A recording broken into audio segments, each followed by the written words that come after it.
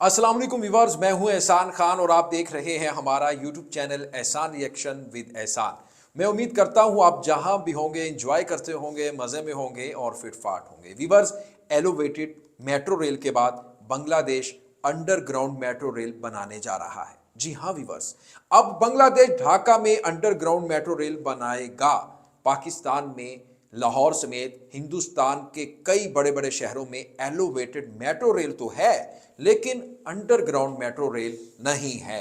Waste Bengal Calcutta में underground metro rail है, जबकि बांग्लादेश के ढाका में नहीं है। इसके बारे में काफ़ी टाइम जो कलकत्ता और फिर उसके साथ साथ वेस्ट बंगाल का मीडिया इसके ऊपर काफ़ी ववेला करता रहा, शोर मचाता रहा। ये है कलकत्ता के पास, ये ढाका के पास नहीं है। लेकिन इस बार अंडरग्राउंड मेट्रो रेल में ढाका कलकत्ता को पीछे छोड़ने जा रहा है। व्यूअर्स, कलकत्ता हर लिहाज से ढाका से आगे है।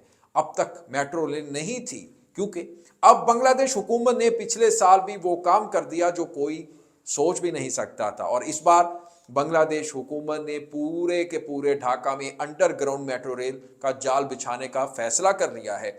हम आपको बताते हैं कि ढाका अंडरग्राउंड मेट्रो रेल की लंबाई में कलकत्ता मेट्रो रेल से कितनी ज्यादा होगी, यानी उसको पीछे छोड़ देगी। और ढाका मेट्रो रेल के इफ्तिताह के बाद वेस्ट बंगाल के मीडिया ने कहा कि Dhaka metro rail Calcutta metro rail के लिए दूध पीते बच्चे की तरह है। क्या यार, उन्होंने प्राउड फील किया है और उन्होंने फख्र से कहा कि कलकत्ता में अंडरग्राउंड मेट्रो रेल है, ढाका में नहीं है। आखिरकार बांग्लादेश वेस्ट बंगाल के कलकत्ता का गुरूर खाक में मिलाने वाला है क्या? जी हाँ व्यूअर्स, बिल्कुल उनका गुरूर खाक में मिलाने वाला है। और व्यूअर्स, इसी माह बांग्लादेश अंडरग्राउंड मेट्रो रेल की तामीर कंस्ट्रक्शन का इफ्तिताह करने जा रहा है। मेट्रो रेल कंस्ट्रक्शन अथॉरिटी के मुताबिक जो प्राइम मिनिस्टर हैं शेख हसीना बांग्लादेश की, वो 26 जनवरी को मेट्रो रेल अंडरपास की तामीर का, यानी जो कंस्ट्रक्शन का, वो इफ्तिताह करने जा रही हैं। एयरपोर्ट से कमलापुर तक 20 किलोमीटर रेलवे लाइन अंडरग्राउंड तामीर कंस्ट्रक्शन की जाएगी। मेट्रो रेल का यह पहला अंडरग्राउंड सफर है। चूंकि मेट्रो रेल का यह हिस्सा जमीन के नीचे चलेगा, इसलिए इसे सबवे कहा जाता है व्यूअर्स। इस रूट पर दो रास्ते होंगे, एयरपोर्ट से कमलापुर तक जिसकी लंबाई 20 किलोमीटर होगी। इस रूट पर 12 सबवे स्टेशन होंगे। एयरपोर्ट कमलापुर रूट मुल्क का पहला सबवे होगा व्यूअर्स। दोनों स्टेशंस पर प्लेटफॉर्म तक रसाई के लिए लिफ्टें, सीढ़ियां और एक्सीलेटर्स होंगे। बांग्लादेश की हुकूमत का कहना है कि अंडरग्राउंड मेट्रो रेल 2026 में मुकम्मल हो जाएगी। इसका मतलब यह है कि बांग्लादेश 3 से 4 सालों में अंडरग्राउंड मेट्रो रेल का मालिक बन जाएगा। और व्यूअर्स, बांग्लादेश की हुकूमत 2030 तक पूरे ढाका को एलोवेटेड और अंडरग्राउंड मेट्रो रेल नेटवर्क से मुंसलिक करने का इरादा भी रखती है। अंडरग्राउंड मेट्रो रेल दुनिया के चंद मुमालिक में व्यूअर्स चलती है। हमारे पास पाकिस्तान में अंडरग्राउंड मेट्रो रेल भी नहीं, लेकिन अगले 10 से 15 सालों में पाकिस्तान में अंडरग्राउंड मेट्रो रेल का इम्कान भी मुझे नजर नहीं आ रहा। दूसरी जानब ढाका के रिहायशी 2026 में अंडरग्राउंड रेल के जरिए सफर कर सकेंगे। हम पाकिस्तान और बांग्लादेश में फर्क क्या जानते हैं? हम कहां पर हैं और वो कहां पर है? हम मंसूबे बना रहे हैं कि दिवालिया होने से कैसे बचा जाए, यानी डिफॉल्ट होने से कैसा बचा जाए, किस तरह से उससे बचा जाए। और दूसरी तरफ आप देखें कि बांग्लादेश जो हमसे ही आज़ाद हुआ था, वो अब क्या कर रहा है, यानी underground metro rail, bullet train की तमीर के बड़े बड़े मनसूबे पर अमल दरामद करने की मनसूबाबंदी कर रहा है। और हम एक दूसरे के ऊपर कीचड़ उछाल रहे हैं, हम एक दूसरे के साथ लड़ाइयों में मसरूफ हैं, यानी हमारे जो सियासी लीडर हैं वो तरक्की की तरफ बिल्कुल भी तवज्जो नहीं दे रहे। व्यूअर्स, इस खबर के साथ मैं बांग्लादेशियों के दरमियान एक और खुशी की खबर शेयर करना चाहता हूं। बांग्लादेश के रिजर्व ज़खायर बढ़ने लगे हैं, इंक्रीज होने लगे हैं। जी हाँ, बांग्लादेश के रिजर्व जो ज़खायर हैं वो $50 अरब से कम होकर 32 अरब यानी 32 अरब डॉलर रह गए थे।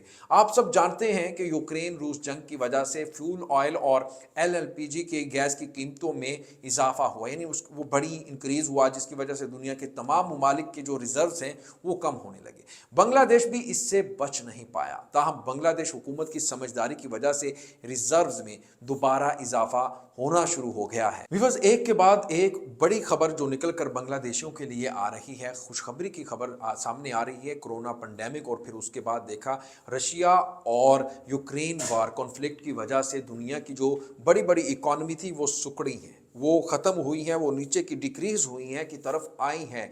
लेकिन बांग्लादेश ने उसमें भी बड़ी अक्लमंदी के साथ, समझदारी के साथ अपने आप को सर्वाइव होता हुआ दुनिया को दिखाया है। यही वजह है कि अब बांग्लादेश के जो रिजर्व्स हैं वो भी इंक्रीज़ होना शुरू हो चुके हैं, यानी एक के बाद दूसरी बड़ी जो खुशखबरी की खबर है वो निकल कर सामने आ रही है। लेकिन इधर मैं ये कहूँगा कि हमें भी कुछ सबक सीख लेना चाहिए और अपनी तरक्की की तरफ भी कुछ ध्यान दे देना चाहिए, ना कि सिर्फ पर्सनल अटैक्स जो हमारे सियासतदान हैं और पॉलिटिशियंस हैं उनको भी कुछ अकल से काम लेना होगा, यानी उनको भी कुछ तरक्की की तरफ अपने जो कदम हैं वो बढ़ाना होंगे और मुल्क का सिर्फ सोचना होगा, क्योंकि पाकिस्तान मुआशी तौर पर उस बांग्लादेश से इतना पीछे क्यों हो गया है, क्या वजह बनी, क्या हमें जो लीडरशिप है वो मुखलिस नहीं मिली, ईमानदार नहीं मिली, और भी इसके साथ कई वजूहात हो सकती हैं। लेकिन मेरे ख्याल में अब जो भी इलेक्ट होकर प्राइम मिनिस्टर बनेगा पाकिस्तान का, तो उसको चाहिए काइंडली अपने मुल्क का सोचें और ना कि अपनी ज़ातियात पर्सनल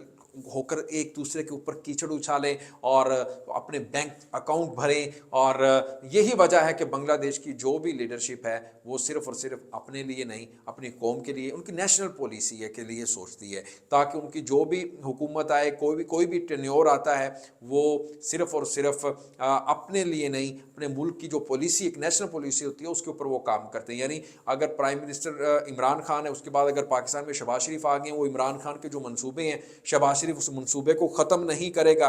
ये पॉलिसी है इस वक्त बांग्लादेश में। शेख हसीना चली भी जाती हैं, अगर दूसरी आ जाती है हुकूमत किसी दूसरी पार्टी की, तो वो शेख हसीना के जो मंसूबे होंगे, नेशनल पॉलिसी इसी को कहते हैं, उसके मंसूबे वो ख़त्म नहीं करेंगे, यानी उसको कंटिन्यू करेंगे। ये चीज़ मैं चाहता हूँ कि पाकिस्तान में भी वो एक नेशनल पॉलिसी बनाई जाए जिसके ऊपर पाकिस्तान की जो तरक्की है और बड़े बड़े मेगा प्रोजेक्ट हैं, जिस तरह से ग्वादर सी पोर्ट है और इसी तरह जो चाइना कॉरिडोर है, इसके दरमियान जो भी हमारे मामला चल रहे हैं इसको लेकर के वो ख़त्म ना किया जाए, उसको जारी रखना चाहिए। व्यूअर्स, ये रिपोर्ट, ये वीडियो कैसी लगी इसके बारे में आपने अपनी फीडबैक से हमें ज़रूर आगाह करना है। इंशाल्लाह नेक्स्ट वीडियो में आपके साथ एक बार फिर मुलाकात होगी।